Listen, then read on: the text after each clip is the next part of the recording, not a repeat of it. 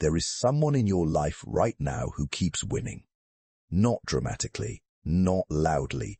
They do not fight for things the way you fight for things. They do not work harder than you work. They do not possess some visible advantage you can point to and say, there, that is why. They simply end up with what they wanted, and you end up wondering what you missed. You have probably told yourself it is luck, or connections, or that the world rewards the wrong things, and sometimes that is partially true.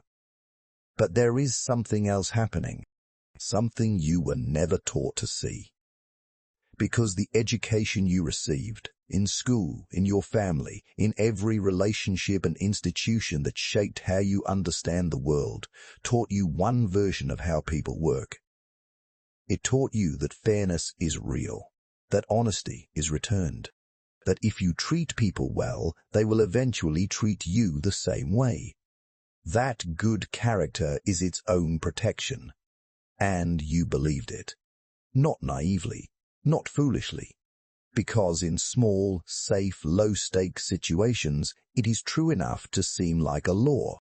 But the moment something real is on the table, a position, a relationship, a decision that actually matters, you have felt it. That quiet, specific disorientation of doing everything right and still losing, of being the most prepared person in the room and watching someone less prepared walk out with what you came for, of staying calm, staying fair, staying honest, and feeling, in the days afterward, that your calmness, your fairness, your honesty were somehow used against you, and you could not explain how. You were not losing because you were weak. You were not losing because you were naive. You were losing because you were operating from a map of human behavior that is incomplete. And someone else in the room was operating from the real one. 500 years ago, a man who had been imprisoned, tortured, and stripped of everything he had built wrote something down. Not as revenge, not as bitterness. As an act of radical honesty about how power actually moves through human beings when something real is at stake. Most people who claim to know his work have never actually read it. Most people who have read it misunderstood it. What he actually documented is something that changes every room you walk into once you can see it. We are going to go inside it. All of it. The parts that make you uncomfortable, and the parts that finally make the losses make sense. But first, I need to ask you something. Think about the last time you lost something you should have won, not a competition, a conversation, a moment where the room shifted and you could feel it shifting and you did not know what to do about it. Where did it live in your body? The chest, probably. A tightening. Something between confusion and a shame you could not fully justify because you had not done anything wrong. That feeling is important. That feeling is where this video begins. Because Machiavelli did not write about power as an abstraction, he wrote about that feeling. He wrote about what creates it and what dissolves it.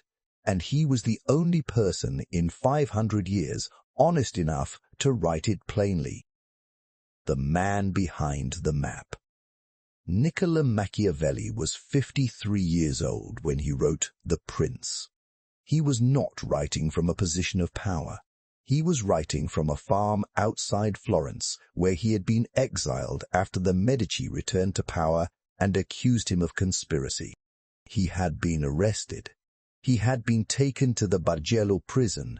He had been subjected to the strappado, a form of torture where a man's hands are tied behind his back and he is suspended from them and dropped repeatedly until the shoulders dislocate.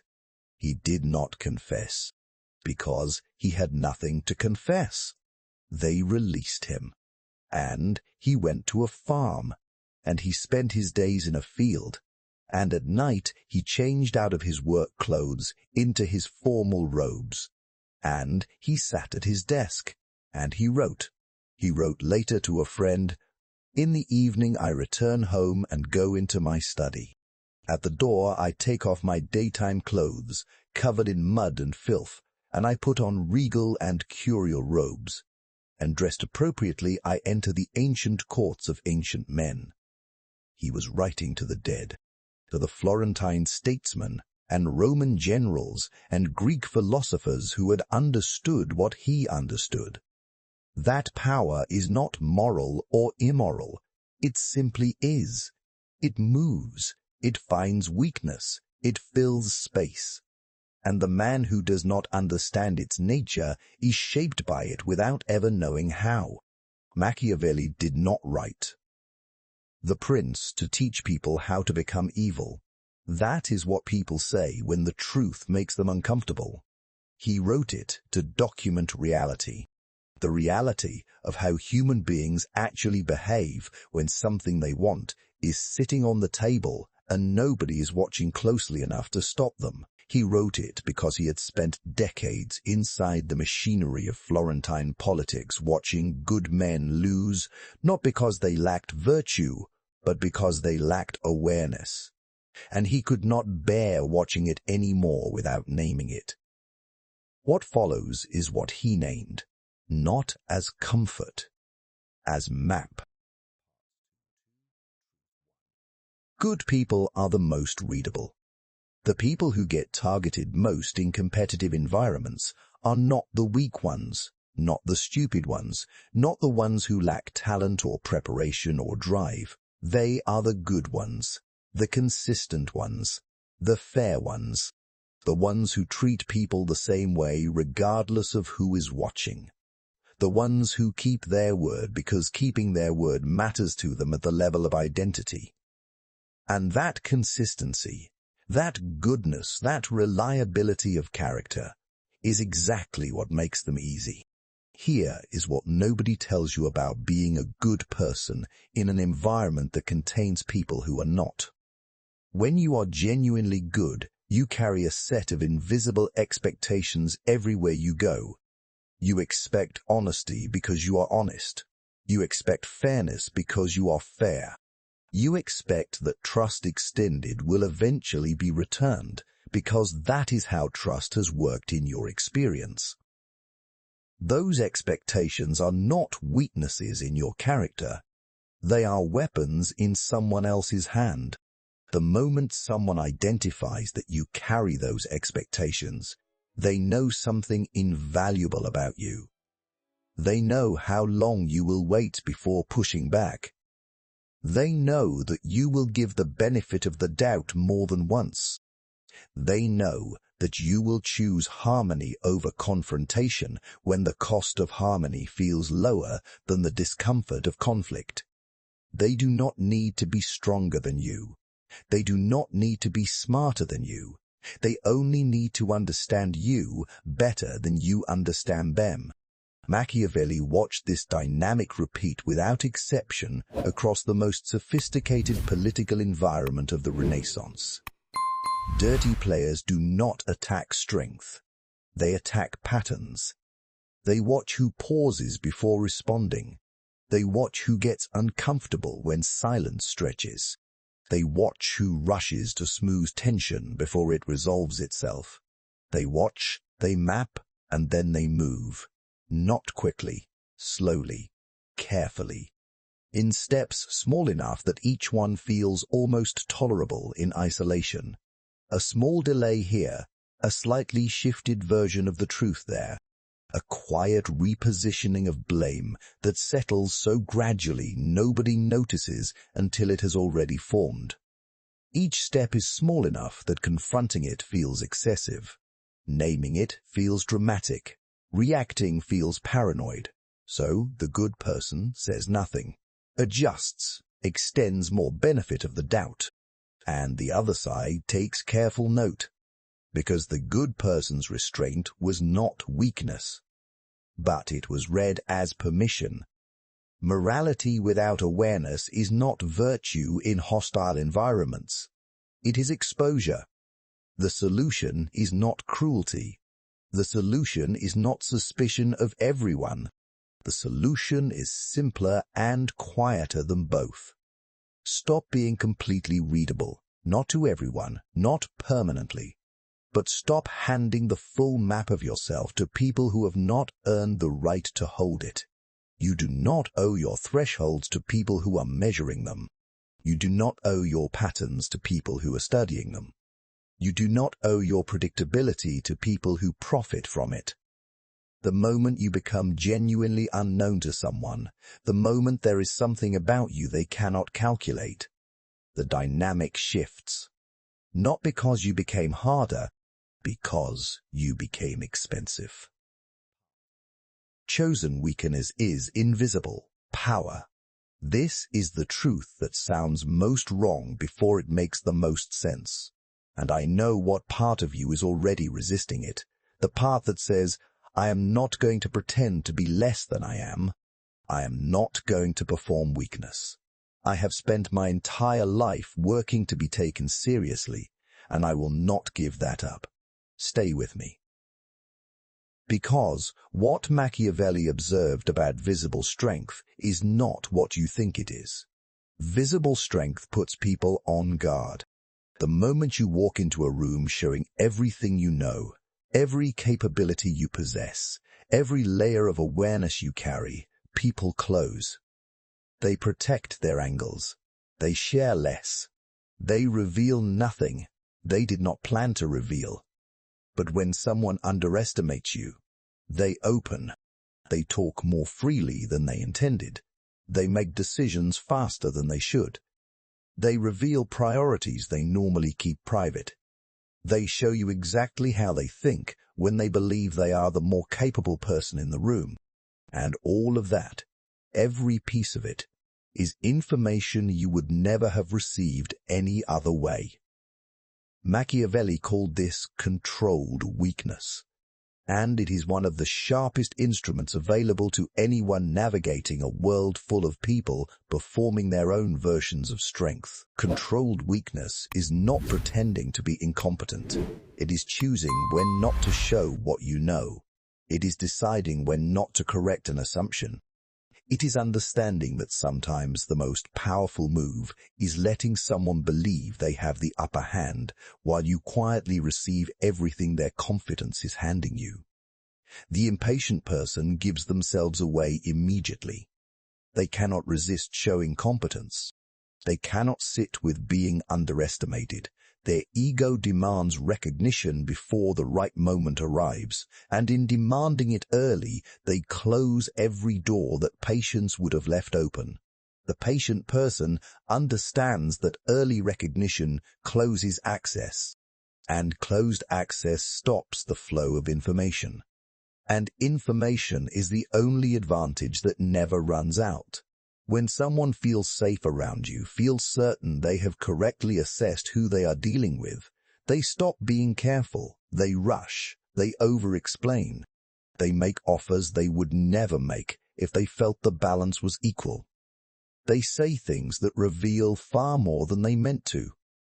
And you receive all of it. Quietly. Without a single aggressive move. Every explanation is a surrender. If what you are hearing is naming something you have watched happen in your own life, something you felt but could not explain, stay with me. The next 4 truths go somewhere. Most psychology content never reaches into the specific mechanics of how positions are taken from people who never saw the taking happen. You need the full picture. And if someone you know keeps losing ground they should be holding, hold them in mind. This next section is the one that changes how they read every room going forward. This one will feel wrong at first. Because everything you were taught about communication, about relationships, about being a trustworthy person, tells you that explaining yourself builds understanding. That openness creates closeness. That the more you walk someone through your reasoning, the more they will respect your choices. Sometimes that is true, but Machiavelli saw the other side of it, and the other side is this. Every explanation is a transaction. And the moment you begin explaining, justifying a choice, defending a position, walking someone through your reasoning step by step, you have shifted from acting to seeking. Seeking approval. Seeking understanding. Seeking the validation that your explanation was sufficient, that your reasoning was acceptable, that you are now permitted to proceed. You have placed the other person in the position of judge. You handed them the authority to approve or reject you, and you did not realize it. But strategic people know exactly what to do the moment they are handed that authority. They do not rush to use it. They wait. They ask one more question. They express mild confusion about one specific detail. They furrow their brow at exactly the right moment, not to understand better, but to make you explain more. Because every additional explanation gives them more material, more angles, more moments of emotional language they can reframe, more inconsistencies, however small, they can hold and deploy later. What you thought was a conversation was a collection process. They were not listening to understand you, they were listening to know you. And knowing what you reach for when you feel misunderstood, knowing what language you use when you feel defensive, knowing which parts of your reasoning you stumble over is leverage. Feel that in your chest for a moment. Think about the last time you over-explained something, the conversation that kept going longer than it needed to, where you kept adding sentences to a point that was already made, where you felt the pressure of their silence or their mild skepticism, and you filled it with more words, more justification, more of yourself than the situation required. That is what Machiavelli saw. That is the exact mechanism. Real authority does not explain itself to every audience. It announces, it decides, it moves, not out of arrogance, out of the understanding that constant explanation signals something more revealing than any explanation itself could. It signals that you need agreement before you can proceed. And in any environment where agreement is being withheld strategically, every sentence you add is another door open to a room you did not mean to share. Learn the difference between explaining and communicating. Explaining is what you do when you are seeking permission. Communicating is what you do when you are sharing information that serves a purpose. Not every decision requires a defense. Not every silence needs to be filled. Some of your most powerful moments will be the ones where you said nothing at all. Truth for, they never attack, they position. This is the one that explains the most confusing losses. The times when you did everything right, stayed calm, acted professionally, handled things exactly the way a reasonable person should, and still ended up on the wrong side of the room's perception. You were not attacked. You were positioned. Machiavelli understood that direct attacks are sloppy. They are visible. They create sympathy for the target and expose the attacker. Anyone operating with real understanding of influence does not attack directly. They arrange context. They choose timing. They select the audience. They place specific pieces of information in front of specific people at the specific moment those people are most primed to receive them in a particular way. Then they step back, and they let human psychology do the rest. You do not need to call someone unreliable in front of their supervisor. You only need to mention their delays, framed as concern, at the exact moment the supervisor was already mildly frustrated with them. You do not need to make someone appear emotional. You only need to remain visibly calm every time they are visibly stressed and let the contrast speak. You do not need to publicly question someone's competence. You only need to ensure their mistakes reach the right audience while their successes happen when nobody important is watching. None of this looks like an attack. None of it can be named or confronted directly. And that is precisely the point. Machiavelli understood that the most effective moves in any political or social environment are the ones that cannot be directly responded to, because naming them out loud makes you appear paranoid, dramatic, or difficult, which conveniently confirms the exact narrative that was already being constructed around you. The person defending themselves against invisible positioning always ends up looking like the problem. You know this feeling, the sensation of being the subject of a conversation that has already happened, of entering a room and sensing that something was decided before you arrived, of trying to defend yourself against something that was never stated directly enough to defend against. That sensation is real. It is not paranoia. It is your nervous system correctly reading the architecture of the environment around you. Here is what you do. First, you recognize it. That alone is most of the work. Once you see that you are inside an arranged environment rather than a neutral one, you stop responding to individual pieces and start reading the structure. Who is always nearby when things go sideways for you? Whose composure is consistently on display at the exact moment yours is being tested? Who benefits most when you appear reactive, emotional, or difficult? Second, you stop performing the role that was written for you. Every positioning strategy depends on you playing your assigned part. The reactive one, the defensive one, the one who cannot stay calm under pressure.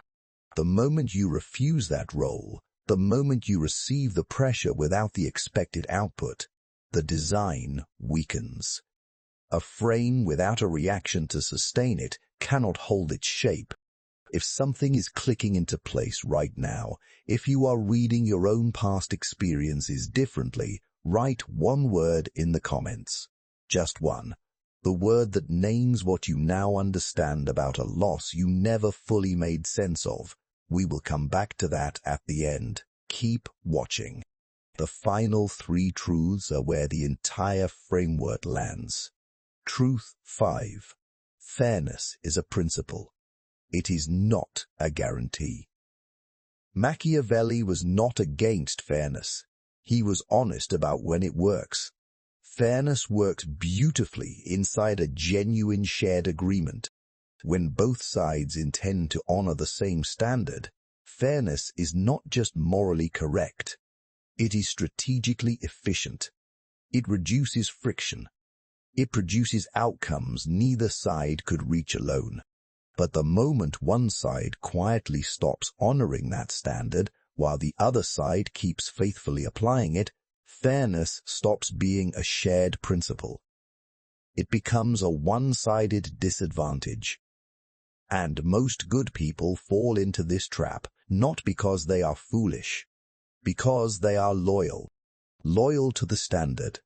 Loyal to the belief that if they keep holding their side, the other side will eventually return to theirs. Dirty players know this about good people. They know that good people hesitate to escalate. They know that good people fear appearing excessive or unfair. They know that good people are more worried about being perceived as unreasonable than about being quietly, consistently, incrementally disadvantaged. And so, they take one more step each time. And each time the good person absorbs it without consequence, they take note. And they take one more step, Machiavelli wrote. Justice without enforcement is decoration. It communicates values. It produces no consequence. And people who have decided that consequence is the only language they respond to are entirely unmoved by decoration. Playing accurately is not playing dirty. Accuracy means reading the environment as it actually is, not as you wish it were, and calibrating your responses to what is real. When someone operates outside the shared standard, accuracy does not insist on maintaining that standard unilaterally. It adjusts, quietly, precisely, without drama. with exactly enough response to make clear that certain behavior in your direction carries a real cost. That cost changes calculations faster than any appeal to fairness ever will. Because people who ignore principles respond to prices. Urgency is a weapon. Stillness is the counter. Machiavelli watched impatience destroy positions that should never have been lost. He watched people hand away everything they were holding simply because the silence became too heavy to sit with. He watched smart people reveal every card they held, not because they were forced to, because the pressure of waiting became more uncomfortable than the cost of speaking. And the people across the table from them said nothing. They waited and collected everything the silence eventually produced. Dirty players manufacture urgency. It is one of their most reliable tools. They push for quick answers. They create artificial deadlines. They frame things as though the window is closing, the moment is passing. The decision must be made right now before the emotional weather has cleared and before you've gathered enough information to move from actual clarity rather than managed pressure. Urgency benefits them. Stillness benefits you. When you delay deliberately and with full awareness of why you are doing it, you break the rhythm the approach was built around. They pushed. You did not immediately respond. That alone shifts the entire balance, because now they are waiting, and waiting creates in them exactly the pressure they were trying to create in you. The silence you held without apology, without explanation, without filling it to relieve your own discomfort, became active. It did something to them without requiring anything from you. Respond when you are ready, not when the pressure tells you to. Those two timelines are almost never the same, and the gap between them is where outcomes are actually decided. Truth. 7. Make yourself expensive. This is where the entire framework converges. Machiavelli never promised harmony. He promised something more durable. Position. The kind of position that does not collapse every time someone pushes against it.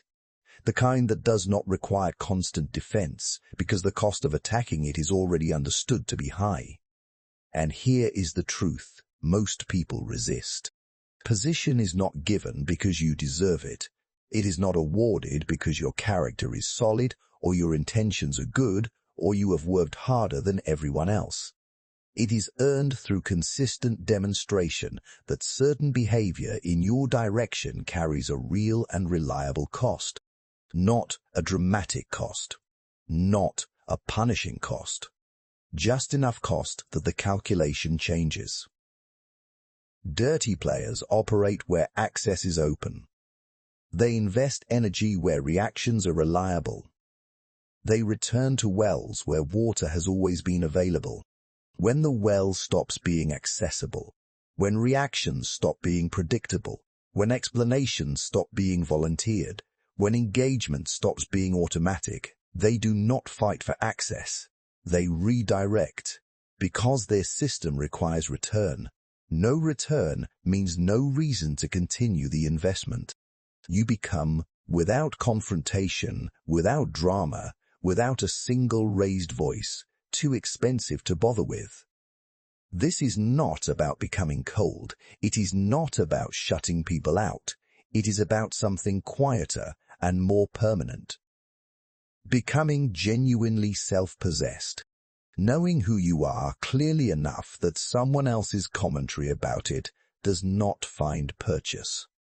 Knowing what you will and will not accept clearly enough that testing your limits stops feeling like a productive use of someone else's energy. When that clarity exists internally, when it is not a performance but a settled state, it radiates outward in ways you do not have to manage consciously. People sense it before you open your mouth. They sense when limits are real and will be honored. They sense when engagement is chosen rather than compulsive. They sense when the person in front of them is not going to scramble under pressure or over-explain under scrutiny.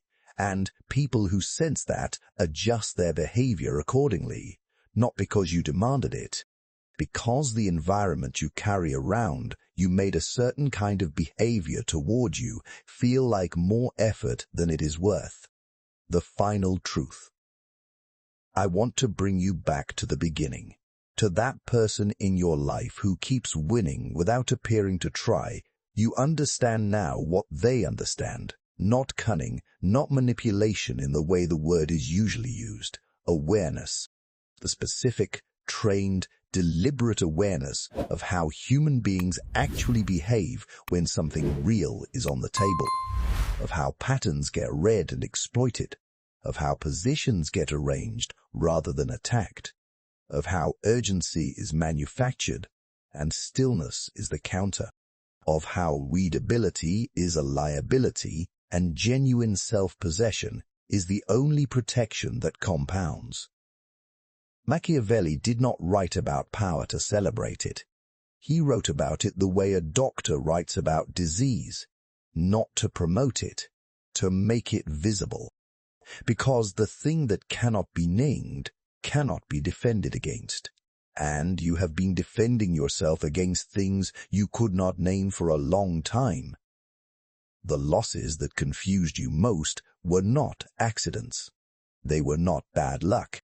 They were the predictable outcome of someone operating from a complete map of human behavior, while you operated from an incomplete one. That is not a judgment of your character. It is a description of what happens when awareness meets the absence of awareness. And now you have the map. Jung wrote that until you make the unconscious conscious, it will direct your life, and you will call it fate. What Machiavelli documented was the social equivalent of that exact truth.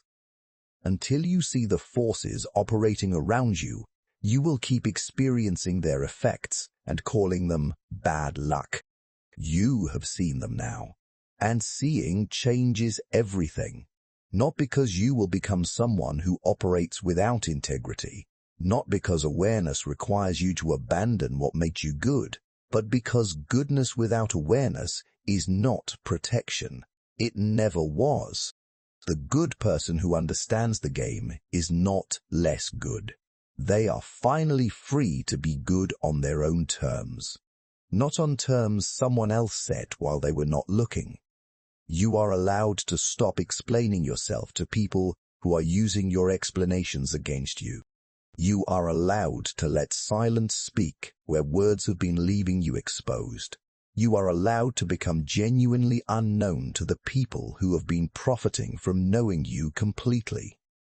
This is not coldness. This is the first act of sovereignty. You do not win by becoming louder than the people trying to use you. You do not win by becoming harder or more ruthless or more willing to play the game on its worst terms. You win by becoming someone they cannot figure out, not because you became a mystery on purpose, because you finally stopped performing legibility for people who were using your openness as a map to your undoing. The person who knows themselves completely is genuinely difficult to move, not because they resist, because there is nothing in them that the manipulation can find purchase on. That is not armor. That is arrival. Tell me in the comments which of the 7 hit closest to home, not generally, the specific one that named something you lived through without understanding it at the time, because the work of awareness does not happen once in a video. It happens in the moment you recognize the pattern while it is forming, not after, while it is happening. And that recognition starts with being able to name what you are looking at. You can name it now. Share this with someone who keeps losing ground they should be holding and cannot understand why. Not as a warning, as a map. And subscribe. Because what comes next goes deeper into the hidden psychology of influence, power, and the forces shaping your decisions that you have not yet been shown how to see. The next video is the one most people in this space are not willing to make. You will want to see it. There is a force operating in your closest relationships right now that you have not yet named. Not power in the obvious sense. Something quieter. A pattern in who always initiates, who always adjusts, who always absorbs the cost of the other person's comfort. Jung called this the shadow of every relationship. Machiavelli saw the same thing in political alliances 500 years ago. In the next video, we go inside it. Completely. The mechanism, the history, and what it costs you every day, you cannot see it clearly.